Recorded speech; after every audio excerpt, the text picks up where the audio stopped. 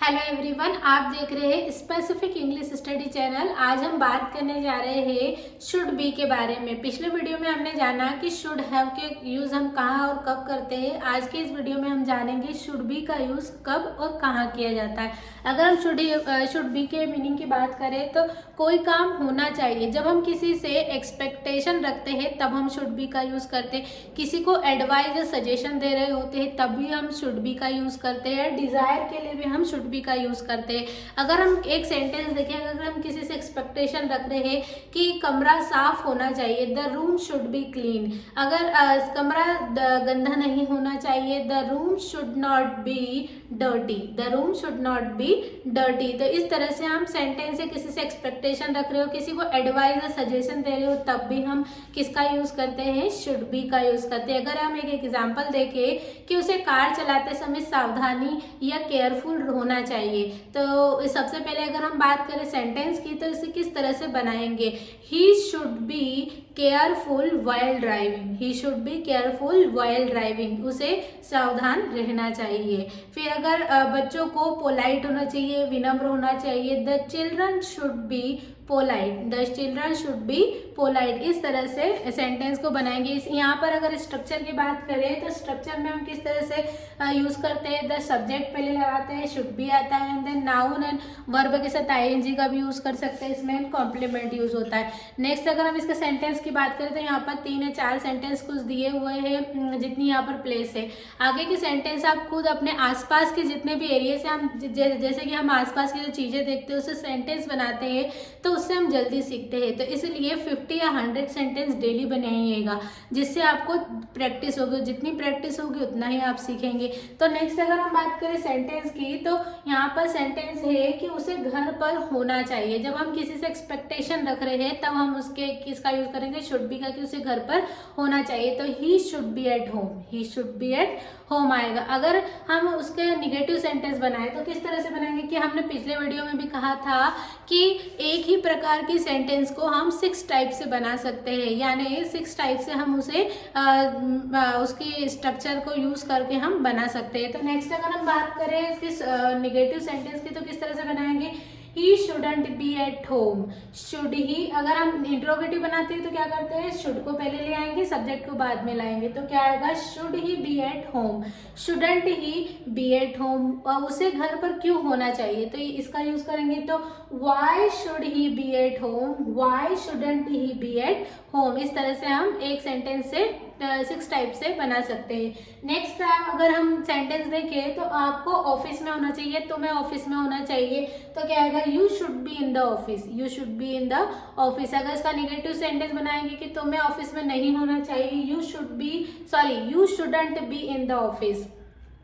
फिर इंट्रोगेटिव में बना सकते हैं, should you be in office, shouldn't you be in office, why should you be in office, why shouldn't you be in office. तो इस तरह से हम बना सकते हैं। खाना ताजा होना चाहिए, खाना ताजा होना चाहिए। हम किसी से एक्सपेक्टेशन रख रहे हैं कि हाँ ये खाना ताजा होना चाहिए, the food should be fresh.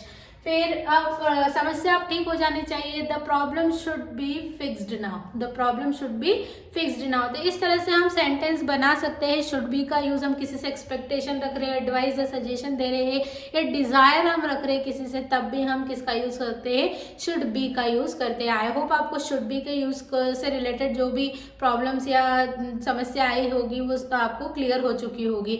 आगे हम समझेंगे शुड हैव बीन का हम यूज किस तरह से करते हैं। चलिए जानते हैं हम शुड हैव बीन का यूज। हम बात करने जा रहे हैं शुड हैव बीन के बारे में कि शुड हैव बीन का यूज हम कहाँ और कब करते हैं। तो शुड हैव बीन का मीनिंग होता है होना चाहिए था, या कोई काम वास्तव में होना चाहिए था लेकिन नहीं हुआ, उसके लिए हम किसका यूज करते हैं, शुड हैव बीन का यूज करते हैं। या हो जाना चाहिए था, यह पास्ट में कोई हमारी अपॉर्चुनिटी हमें कोई मिल रही थी लेकिन हमने उसे मिस कर दी, तो इसलिए हम क्या किसका यूज करते हैं, शुड हैव बीन का यूज करते हैं। या हमें कोई रिग्रेट होता है उसके लिए भी हम शुड हैव बीन का यूज करते हैं। अगर इसके स्ट्रक्चर की बात करें तो subject plus should have been plus noun का यूज करेंगे। नेक्स्ट है ना अदर वर्ड में आ जाएगा नाउन, कॉम्प्लीमेंट वर्ब के साथ आईएनजी भी हम लगाएंगे। नेक्स्ट अगर हम सब्जेक्ट की बात करें, सॉरी ऑब्जेक्ट की बात करें, तो इसमें वर्ब का थर्ड फॉर्म भी लगता है। नेक्स्ट कुछ सेंटेंस यहाँ पर दिए गए हैं कि हमें कोई चीज़ का रिग्रेट हुआ, कि जैसे हमें न्यू ईयर पार्टी में जाना चाहिए था या तुम्हें वहाँ न्यू ईयर पार्टी में होना चाहिए था। तो यहाँ पर किस तरह सेंटेंस बनेगा, you should have been at the new year party, you should have been at the new year party, तुम्हें न्यू ईयर पार्टी में होना चाहिए था लेकिन तुम नहीं थे, इसलिए वहाँ पर इस किसका हम पास्ट में कोई चीज़ रिग्रेट हो रही है, हम रिग्रेट कर रहे हैं अभी, और लेकिन हमने पास्ट में नहीं चीज़ की, इसके लिए हम शुड हैव बीन का यूज़ करते हैं। उसी तरह से हम नेगेटिव सेंटेंस में भी बना सकते हैं कि तुम्हें न्यू ईयर पार्टी में नहीं होना चाहिए था, यू शुड के बाद नॉट लगेगा या शुडंट आएगा, तो you shouldn't have been at the new year party, या तुम्हें घर पर नहीं होना चाहिए था, तो यहाँ पर क्या आ जाएगा, you shouldn't have been at the home, you shouldn't have been at home, sorry at home आएगा, दोनों आएगा, तो you shouldn't have been at home आएगा। फिर यहाँ पर है मुस्कान को फैशन डिजाइनर होना चाहिए था, वो हम किसी को देखकर इस तरह से बोलते हैं ना कि इसे टीचर होना चाहिए था, इसे साइंटिस्ट होना चाहिए था, या किसी की कोई ऐसी क्वालिटी हम देखकर इस तरह से बोलते हैं कि इसे टीचर होना चाहिए था। बहुत अच्छा एक्सप्लेनेशन अगर कोई करता है तो हम उसको बोलते हैं कि तुम्हें टीचर होना चाहिए था, you should have been a teacher, you should have been a teacher. उसी तरह से एक सेंटेंस अगर मैं ले रही हूँ, मुस्कान को फैशन डिजाइनर होना चाहिए था, तो यहाँ पर क्या आएगा, Muskan should have been a fashion designer, Muskan should have been a fashion designer. इसी तरह से negative, interrogative, interrogative, negative, question word negative, इस तरह से हम एक सेंटेंस से नेक्स्ट अदर सेंटेंस बना सकते हैं। उसी तरह से अगर हम आसपास की जितनी ज़्यादा चीज़ों को हम लेकर सेंटेंस बनाएंगे उतना ही ज़्यादा हमारा माइंड डेवलप होगा, या माइंड में ज़्यादा से ज़्यादा सेंटेंस आएंगे। तो इसी तरह से हमें बनाना है। मैंने भी यहाँ पर कुछ अपने आसपास के एग्जाम्पल लेकर ही बनाए हैं यहाँ पर सेंटेंस। नेक्स्ट है आपको वहाँ होना चाहिए था, यानी पास्ट में कोई आपको होना चाहिए था लेकिन आप नहीं थे, तो इसके लिए हम किसका यूज करेंगे, हम शुड हैव बीन का यूज करेंगे।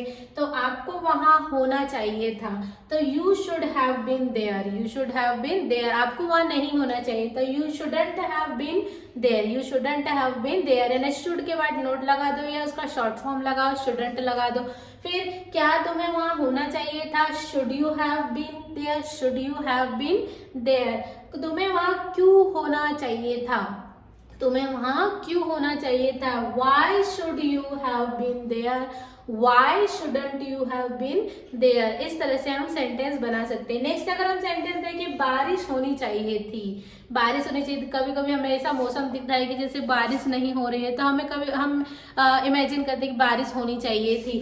तो इस तरह से हम सेंटेंस किस तरह बनाएंगे, it should have been raining, it should have been raining। बारिश नहीं होनी चाहिए थी, तो इसके लिए क्या आएगा, it shouldn't have been raining, it shouldn't have been raining। क्या बारिश होनी चाहिए थी, तो यहाँ पर आएगा शुड पहले आ जाएगा, इट बाद में आ जाएगा, should it have been running. तो इस तरह से हम सेंटेंस बनाते हैं कि हम शुड हैव बीन। आज हमने जाना कि शुड बी और शुड हैव बीन के बारे में जाना। आई होप आपको इतना समझ में आया होगा, और आप लगातार सेंटेंस को बनाते रहिए, तो इससे आपको ज़्यादा प्रैक्टिस मिलेगी। और डेली आप 50 to 100 सेंटेंस बनाइएगा, जिससे आपको डेली इसमें क्या है, ज़्यादा से ज़्यादा प्रैक्टिस होगी, और जितनी ज़्यादा प्रैक्टिस होगी उतनी ज़्यादा आप इंग्लिश को कवर करते जाएंगे। आई होप आपको इतना वीडियो समझ में आया होगा। शुड बी और शुडंट बी के बारे में जो शुड हैव बीन के बारे में जो भी कंफ्यूजन होगा वो आपको क्लियर हो चुका होगा।